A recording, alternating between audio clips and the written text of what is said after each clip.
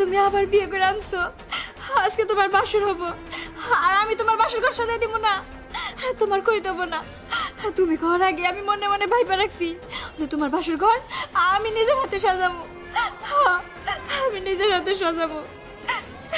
আমি বলছিলাম না তোমারে যে আমার বড় বউ খুব ভালো।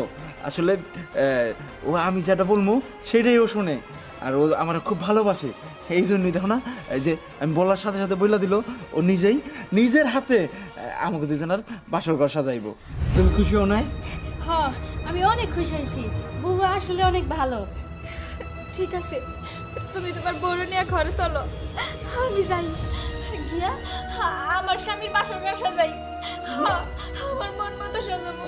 যাও যাও যাও যাও। আম্মা, এই নেন আপনার নাতিরে নেন, আমি আমার স্বামীর বাসর ঘর সাজাবো মন মতো, মন